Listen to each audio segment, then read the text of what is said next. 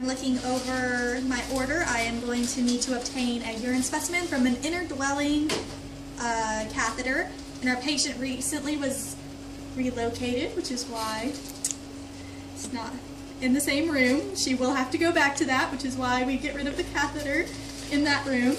Alright, so I'm looking over it, I'm getting my supplies. I'm going to need clean gloves, alcohol swab, a syringe, and a specimen cup.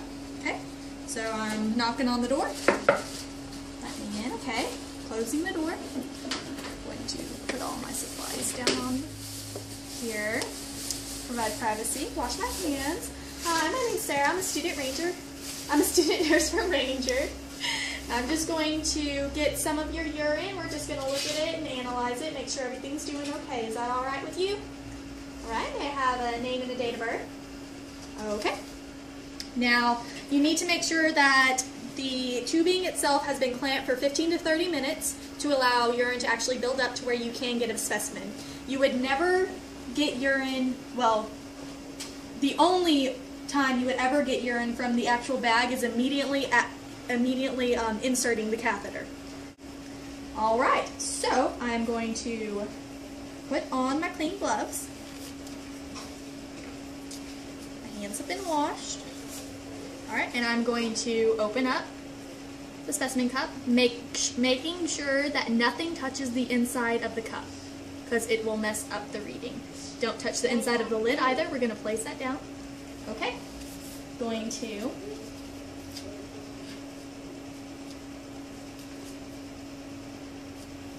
get my alcohol swab, and I am going to alcohol swab the port. Okay. Go. Throw that away. I'm going to give it some time to dry. Okay. I'm going to use aseptic technique.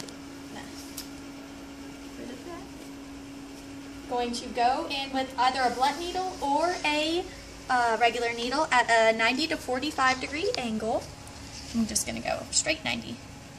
Inserting it. Now we are going to pull out the urine.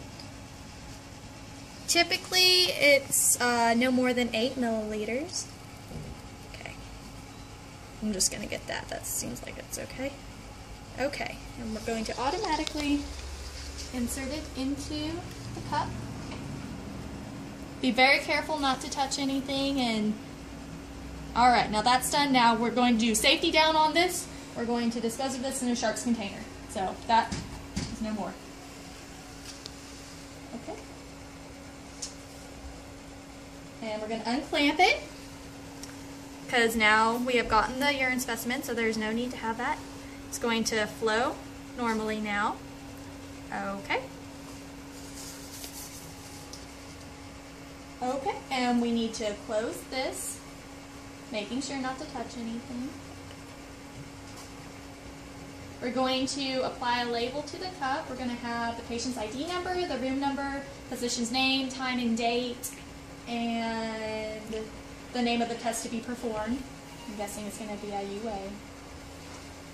And then we would just have the patient down to the lowest position of the bed, call light and reach, assess if they need anything, clean up my mess. And before I dispose of this, I would put it in a biohazard bag. So, no. Alright, and this is automatically going to be taken to the lab. If it's not automatically taken, we have to refrigerate it, because after an hour it breaks down to where it wouldn't be any good anymore.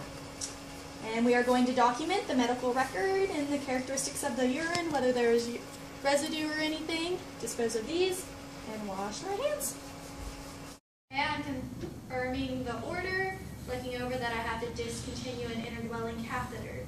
So I'm going to get a drape, some gloves, and a 10 milliliter syringe. Okay. I'm going to go to the patient's room, knock on the door. Come in. Okay, coming in, opening the door, closing the door. Curtain for privacy. Hi, my name's Sarah. I'm a student nurse at Ranger. I'm a student ranger at Nurse. And I was just going to take out the catheter. I bet you're super excited. Okay. May I have your name and date of birth? Yes. Alrighty. Okay, so what we're going to do is, there is some, I'm sorry.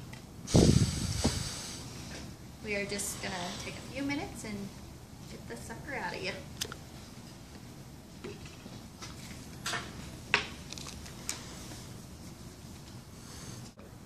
Apply clean examination gloves and provide peri-care for the patient if needed.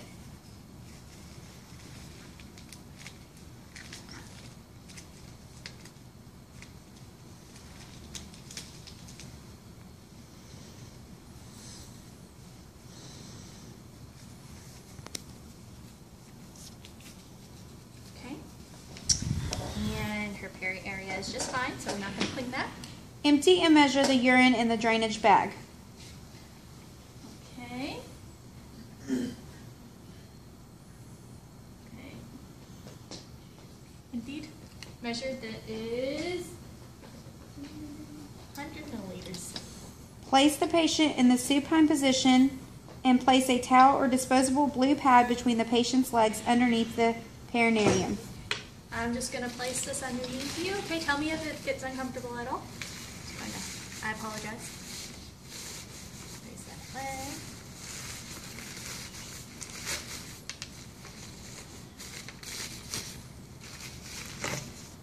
Okay. There you go. Attach the syringe to the colored port used for balloon inflation. Pull back on the plunger to deflate the balloon. Withdraw until all fluid is removed and the catheter goes flat with further vacuum. Disconnect the syringe and empty it into a receptacle or trash can. Okay, 1 second. It's still pulling out. Okay, it's at 7. I'm going to disconnect. Dispose of that. Reattach the syringe and pull back on the plunger again to ensure that all the fluid has been emptied from the balloon. Disconnect the syringe from the catheter. Okay.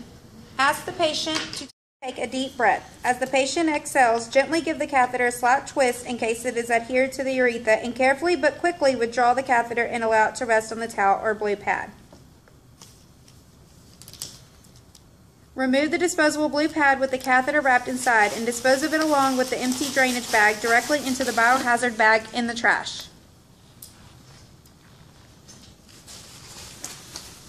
Hazard bag?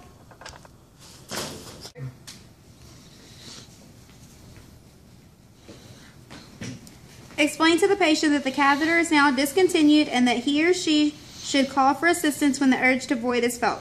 Instruct the patient to void into a specimen pan so that you can measure urinary output. Okay, so we took the catheter out. So just please make sure to inform us if you need any help, okay? With urinating. Okay, and I'm going to cover the patient back up.